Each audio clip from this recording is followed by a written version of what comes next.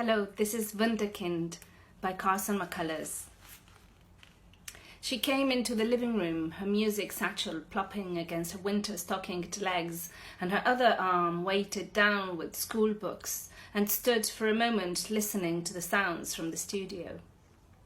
A soft procession of piano chords and the tuning of a violin.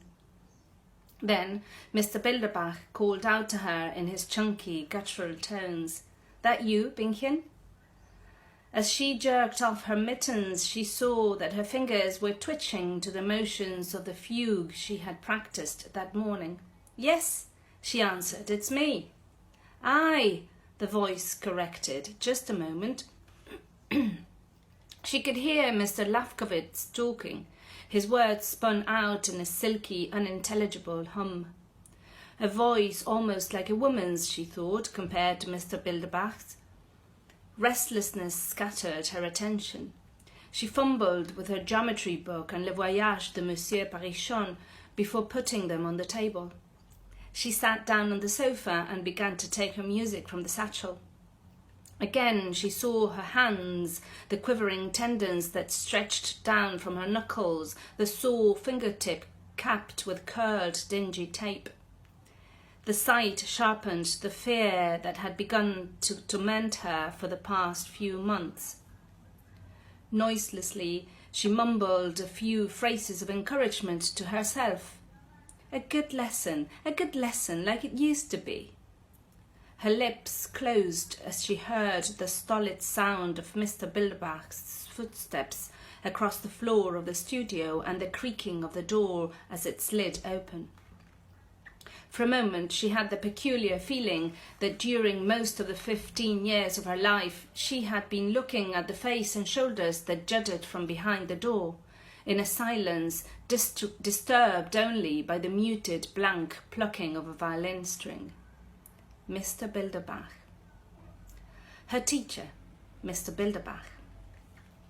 The quick eyes behind the horn-rimmed glasses, the light, thin hair and the narrow face beneath, the lips full and loose shut and the lower one pink and shining from the bites of his teeth, the forked veins in his temples throbbing plainly enough to be observed across the room.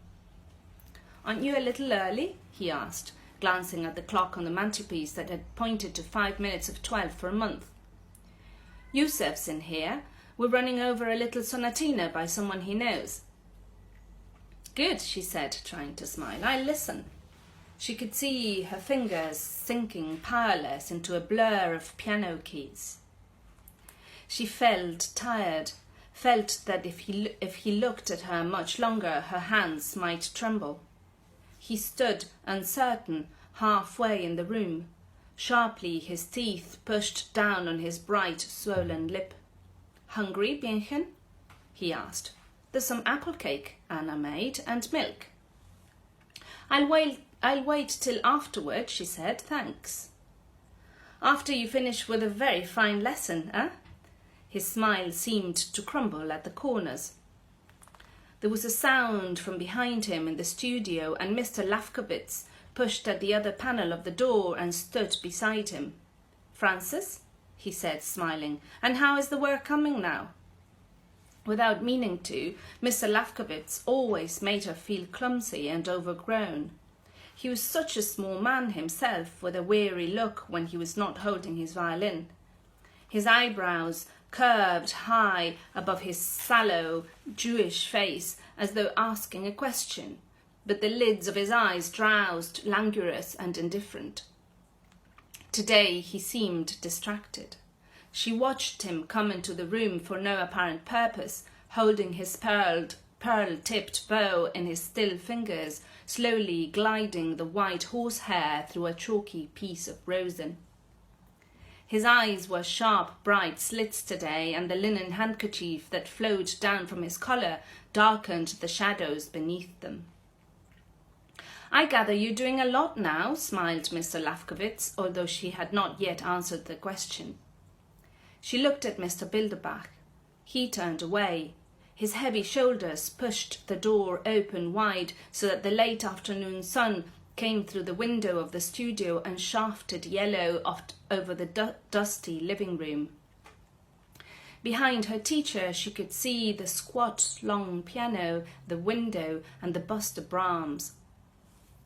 "No," she said to Mr. Lafkovitz, "I'm doing terribly."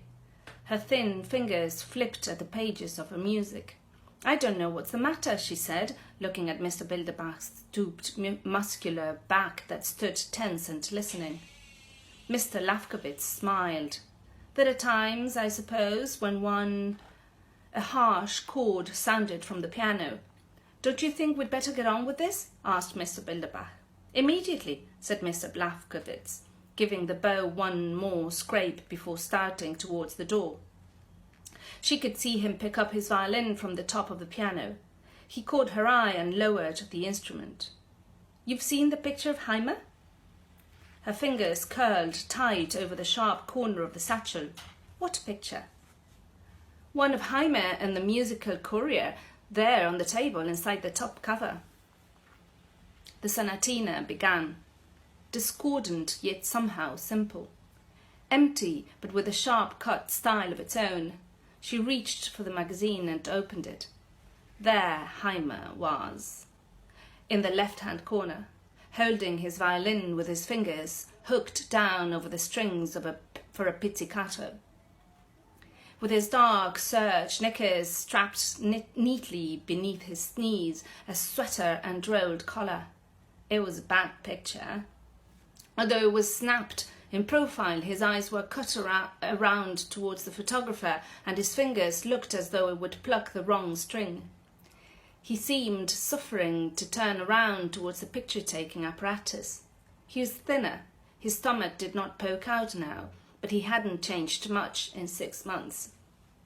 Heimer Israelski, talented young violinist, snapped while at work in his teacher's studio on Riverside Drive. Young Master Israelski, who will soon celebrate his 15th birthday, has been invited to play the Beethoven concerto with. That morning, after she had practiced from 6 until 8, her dad had made her sit down at the table with the family for breakfast. She hated breakfast. It gave her a sick feeling afterward. She would rather wait and get 4 chocolate bars with her 20 cents lunch money and munch them during school. Bringing up little morsels from her pocket under cover of her handkerchief, stopping dead when the silver paper rattled. But this morning her dad had put a fried egg on her plate, and he had known that if it burst, and she had known that if it burst so that the slimy yellow ooze over the white, she would cry. And that had happened. The same feeling was upon her now. Gingerly, she laid the magazine back on the table and closed her eyes. The music in the studio seemed to be urging violently and clumsily for something that was not to be had. After a moment, her thoughts drew back from Heimer and the concerto and the picture and hovered around the lesson once more. She slid over on the sofa until she could see plainly into the studio, the two of them playing, peering at the notations on the piano, lustfully drawing out all that was there. She could not forget the memory of Mr. Bilderbach's face as he had stared at her a moment ago, her hands still twitching unconsciously to the motions of the fugue closed over her bony knees. Tired she was, and with a circling, sinking away feeling like the one that often came to her just before she dropped off to sleep on the nights when she had over-practiced. Like those weary half-dreams that buzzed and carried her out into their own whirling space. "A Wunderkind, a Wunderkind, a Wunderkind." The syllables would come out rolling in the deep German way, roar against her ears and then fall to a murmur. Along with the faces circling, swelling out in distortion, diminishing to pale blobs, Mr. Bilderbach, Mrs. Bilderbach, Heimer, Mr. Lafkovitz. Around and around in a circle revolving to the guttural Wunderkind. Mr. Bilderbach looming large in the middle of the circle, his face urging with the others around him. Phrases of music see-sawing crazily, notes she had been practicing falling over each other like a handful of marbles dropped downstairs. Bach, Debussy, Prokofiev, Brahms, timed grotesquely to the far-off throb of her tired body and the buzzing circle. Sometimes, when she had not worked more than 3 hours or had stayed out from high school, the dreams were not so confused. The music soared clearly in her mind, and quick, precise little memories would come back, clear as the sissy age of innocence picture of Heimer had given her after the joint concert was over. A Wunderkind, a Wunderkind. That was what Mr. Bilderbach had called her when, at 12, she first came to him. Older pupils had repeated the word. Not that she had ever said the word to her, not that he had ever said the word to her. Bienchen, she had a plain American name, but he never used it except when her mistakes were enormous. Bienchen, he would say, I know it must be terrible, carrying around all the time a head that thick. Poor Bienchen. Mr. Bilderbach's father had been a Dutch violinist. His mother was from Prague. He had been born in this country and had spent his youth in Germany.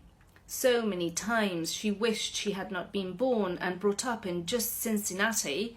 How do you say cheese in German? Mr. Bilderbach, what is the Dutch, for I don't understand you? The first day she came to the studio, after she played the whole second Hungarian Rhapsody from memory, the room greying with twilight, his face as he leaned over the piano. Now we begin all over, he said that first day. It, playing music, is more than cleverness. If a 12-year-old girl's fingers cover so many keys to a second, that means nothing. He tapped his broad chest and his forehead with his stubby hand. Here and here. You're old enough to understand that. He lighted a cigarette and gently blew the first exhalation above her head. And work, work, work. We will start now with these Bach inventions and then these little Schumann pieces. His hands moved again, this time to jerk the cord of the lamp behind her and point to the music. I will show you how I wish this practiced. Listen carefully now. She had been at the piano for almost 3 hours and was very tired. His deep voice sounded as though it had been straying inside her for a long time. She wanted to reach out and touch his muscle-flexed finger that pointed out the phrases, wanted to feel the gleaming gold band ring and the strong hairy back of his hand. She had lessons Tuesday after school and on Saturday afternoons. Often she stayed when the Saturday lesson was finished for dinner, and then spent the night and took the streetcar home the next morning. Mrs. Bilderbach liked her in her calm, almost dumb way. She was much different from her husband. She was quiet and fat and slow. When she wasn't in the kitchen, cooking the rich dishes that both of them loved, she seemed to spend all her time in their bed upstairs, reading magazines or just looking with a half smile at nothing. When they had married in Germany, she had been a Lieder singer. She didn't sing anymore. She said it was her throat. When he would call her in from the kitchen to listen to a pupil, she would always smile and say that it was good, very good. When Frances was 13, it came to her one day that the Bilderbachs had no children. It seemed strange. Once she had been back in the kitchen with Mrs. Bilderbach when he had come striding in from the studio, tense with anger at some pupil who had annoyed him. His wife stood stirring the thick soup until his hand groped out and rested on her shoulder. Then she turned, stood placid, while he folded his arms around her and buried his sharp face in the white, nerveless flesh of her neck. They stood that way without moving. And then his face jerked back suddenly, the anger diminished to a quiet inexpressiveness, and he had returned to the studio.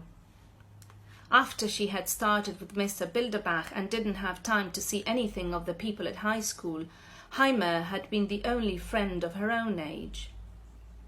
He was Mr. Lafkowitz's pupil and would come with him to Mr. Bilderbach's on evenings when she would be there. They would listen to their teachers playing, and often they themselves went over chamber music together, Mozart sonatas or Bloch. A Wunderkind, a Wunderkind. Heimer was a Wunderkind. He and she, them. Heimer had been playing the violin since he was 4. He didn't have to go to school. Mr. Lafkowitz's brother, who was crippled, used to teach him geometry and European history and French verbs in the afternoon. When he was 13, he had as fine a technique as any violinist in Cincinnati. Everyone said so. But playing the violin must be easier than the piano. She knew it must be. Heimer seemed to smell of corduroy pants and the food he had eaten and Rosen. Half the time, too, his hands were dirty around the knuckles and the cuffs of his shirts peeped out dingily from the sleeves of his sweater. She always watched his hands when he played. Thin only at the joints with the hard little blobs of flesh bulging over the short-cut nails and the babyish-looking crease that showed so plainly in his bowing wrist. In the dreams, as when she was awake, she could remember the concert only in a blur. She had not known it was unsuccessful for her until months later. True, the papers had praised Heimer more than her, but he was much shorter than she. When they stood together on the stage, he came only to her shoulders, and that made a difference with people she knew. Also, there was the matter of the sonata they played together, the Bloch. No, I don't think that would be appropriate, Mr. Bilderbach had said when the Bloch was suggested to the end of the programme. Now that John Powell thing, the Sonata Virginianesque, she hadn't understood then. She wanted it to be the Bloch as much as Mr. Lafkowitz and Heimer. Mr. Bilderbach had given in. Later, after the reviews had said she lacked the temperament for that type of music, after they called her playing thin and lacking in feeling, she felt cheated. That oi stuff, said Mr. Bilderbach, crackling the newspaper at her. Not for you, Bienchen. Leave all that to the Heimers and Vistas and Skies. A Wunderkind. No matter what the papers said, that was what he had called her. Why was it Heimer had done so much better at the concert than she? At school sometimes, when she was supposed to be watching someone do a geometry problem on the blackboard, the question would twist knife-like inside her. She would worry about it in bed, and even sometimes when she was supposed to be concentrating at the piano. It wasn't just the Bloch and her not being Jewish, not entirely. It wasn't that Heimer didn't have to go to school and had begun his training so early either. It was... Once she thought she knew. Play the Fantasia and Fugue, Mr. Bilderbach had demanded one evening a year ago, after he and Mr. Lafkowitz had finished reading some music together. The Bach, as she played, seemed to her well done. From the tail of her eyes she could see the calm, pleased expression on Mr. Bilderbach's face, see his hands rise climactically from the chair arms and then sink down loose and satisfied when the high points of the phrases had been passed successfully. She stood up from the piano when it was over, swallowing to loosen the bands that the music seemed to have drawn around her throat and chest. But, Frances, Mr. Lafkowitz had said then, suddenly looking at her with his thin mouth curved and his eyes almost covered by their delicate lids, do you know how many children Bach had? She turned to him, puzzled. A good many, 20-some odd. Well then, the corners of his smile etched themselves gently in his pale face. He could not have been so cold then. Mr. Bilderbach was not pleased. His guttural effulgence of German words had kind in it somewhere. Mr. Lafkowitz raised his eyebrows. She had caught the point easily enough, but she felt no deception in keeping her face blank and immature, because that was the way Mr. Bilderbach wanted her to look. Yet such things had nothing to do with it. Nothing very much at least, for she would grow older. Mr. Bilderbach understood that, and even Mr. Lafkowitz had not meant what he said. In the dreams, Mr. Bilderbach's face loomed out and contracted in the centre of the whirling circle, the lips surging softly, the veins in his temples insisting. But sometimes, before she slept, there were such clear memories, and when she pulled a hole in the heel of her stocking down so that her shoe would hide it, Bienchen, Bienchen, and bringing Mr. Bilderbach's work basket in and showing her how it should be darned and not gathered together in a lumpy heap. And the time she graduated from junior high. What you wear? Asked Mr. Bilderbach that Sunday morning at breakfast when she told him about how they had practiced to march into the auditorium. An evening dress my cousin had last year. Ah, Bienchen, he said, circling his warm coffee cup with his heavy hands, looking up at her with wrinkles around his laughing eyes. I bet I know what Bienchen wants. He insisted. He would not believe her when she explained that she honestly didn't care at all. Like this, Anna, he said, pushing his napkin across the table and mincing to the other side of the room, swishing his hips, rolling up his eyes behind his horn-rimmed glasses. The next Saturday afternoon, after her lessons, he took her to the department stores downtown. His thick fingers smoothed over the filmy nets and crackling taffetas that the saleswomen unwound from their bolts. He held colours to her face, cocking his head to one side, and selected pink. Shoes he remembered too. He liked best some white kid pumps. They seemed a little like old ladies' shoes to her, and the red cross in the instep had a charity look. But it really didn't matter at all.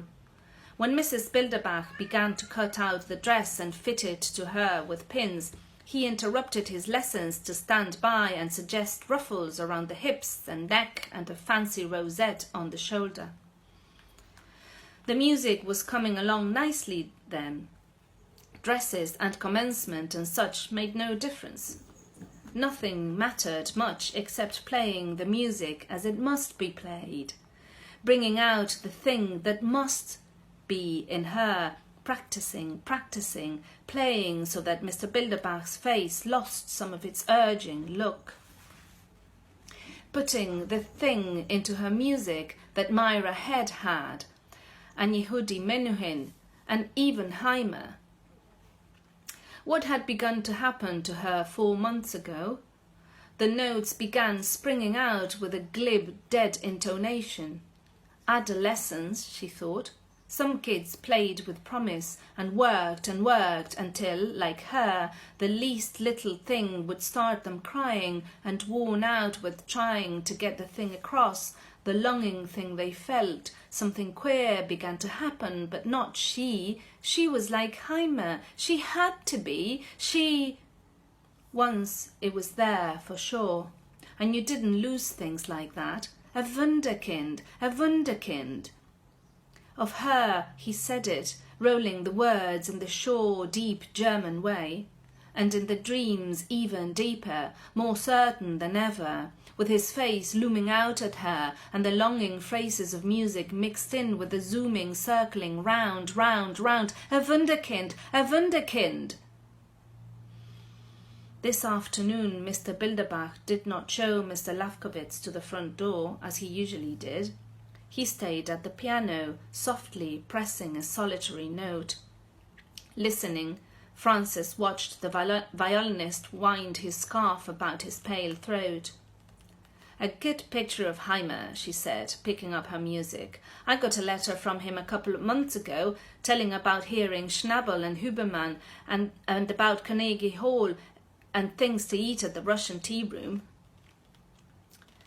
To put off going into the studio a moment longer, she waited until Mr. Lafkovitz was ready to leave and then stood behind him as he opened the door. The frosty cold outside cut into the room. It was growing late and the air was seeped with a pale yellow of winter twilight.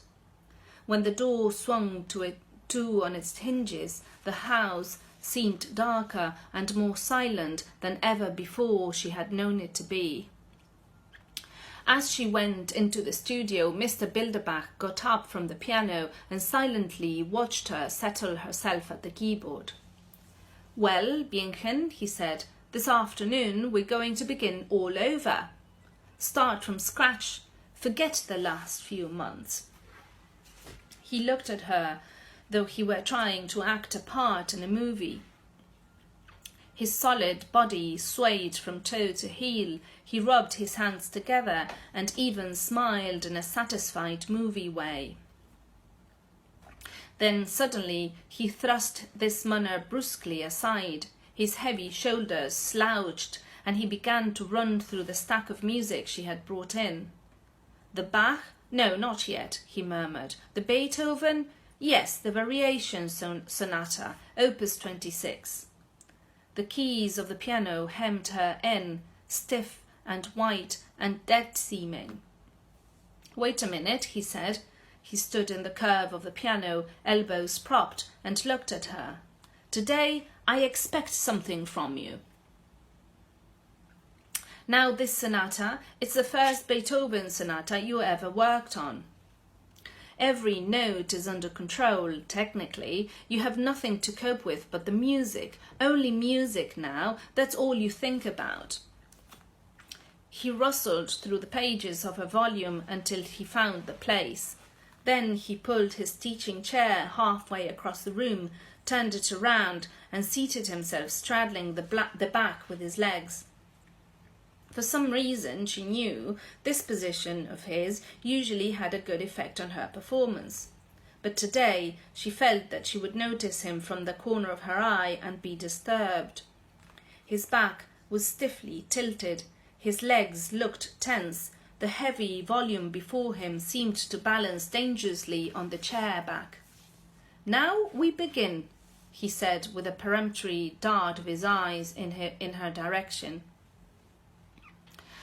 Her hands rounded over the keys and then sank down.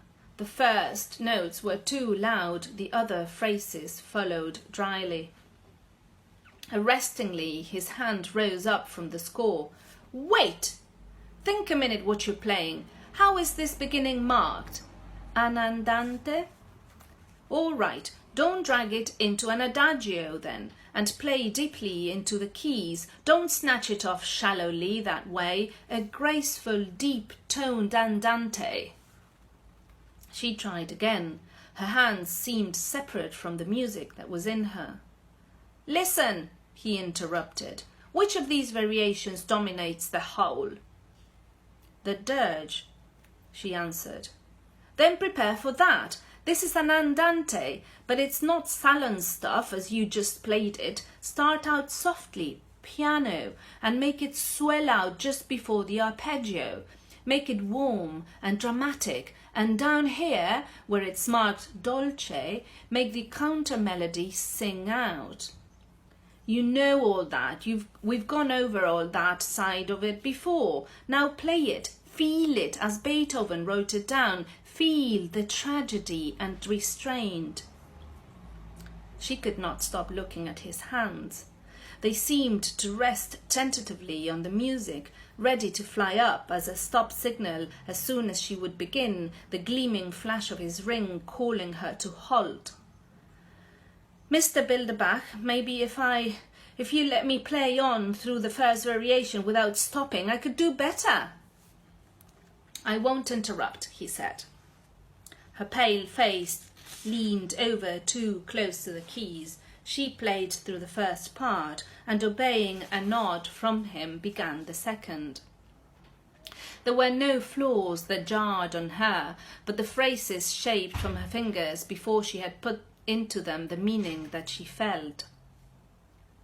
When she had finished, he looked up from the music and began to speak with dull bluntness.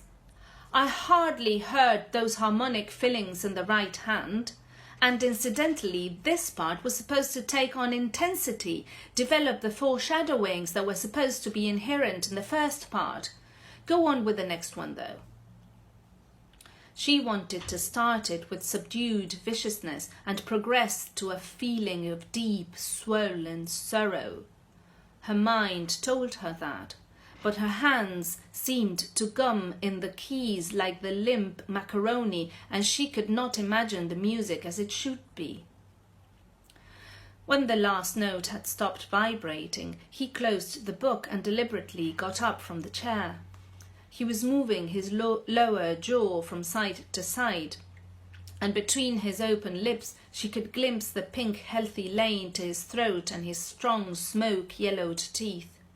He laid the Beethoven gingerly on top of the rest of the music and propped his elbows on the smooth black piano top once more. No, he said simply, looking at her. Her mouth began to quiver. I can't help it. Suddenly he strained his lips into a smile. Listen, Binghen, he began in a new, forced voice. You still play the harmonious blacksmith, don't you? I told you not to drop it from your repertoire. Yes, she said, I practice it now and then. His voice was the one he used for children. It was amongst the first things we worked on together, remember? So strongly you used to play it, like a real blacksmith's daughter. You see, Binghen, I know you so well, as if you were my own girl. I know what you have. I've heard you play so many things beautifully. You used to... He stopped in confusion and inhaled from his pulpy stub of cigarette. The smoke drowsed out from his pink lips and clung in a grey mist around her lank hair and childish forehead. Make it happy and simple, he said, switching on the lamp behind her and stepping back from the piano. For a moment he stood just inside the bright circle of light the light made. Then, impulsively, he squatted down to the floor. Vigorous, he said. She could not stop looking at him, sitting on one heel with the other foot resting squarely before him for balance, the muscles of his strong thighs straining under the cloth of his trousers, his back straight, his elbows staunchly propped on his knees. Simply now, he repeated with a gesture of his fleshy hands. Think of the blacksmith, working out in the sunshine all day, working easily and undisturbed. She could not look down at the piano. The light brightened the hairs on the backs of his outspread hands, made the lenses of his glasses glitter. All of it, he urged. Now. She felt that the marrows of her bones were hollow and there was no blood left in her. Her heart, that had been springing against her chest all afternoon, felt suddenly dead. She saw it grey and limp and shriveled at the edges like an oyster. His face seemed to throb out in space before her, come closer with a lurching motion in the veins of his temples. In retreat, she looked down on the piano. Her lips shook like jelly, and an urge of noiseless tears made the white keys blur in a watery line. I can't, she whispered. I don't know why, but I just can't. Can't any more. His tense body slackened, and holding his hand to his side, he pulled himself up. She clutched her music and hurried past him. Her coat, the mittens and galoshes, the school books and the satchel he had given her on her birthday, all from the silent room that was hers. Quickly, before he would have to speak. As she passed through the vestibule, she could not help but see his hands, held out from his body, that leaned against the studio door, relaxed and purposeless. The door shut too firmly. Dragging her books and satchel, she stumbled down the stone steps, turned in the wrong direction, and hurried down the street that had become confused with noise and bicycles and the games of other children.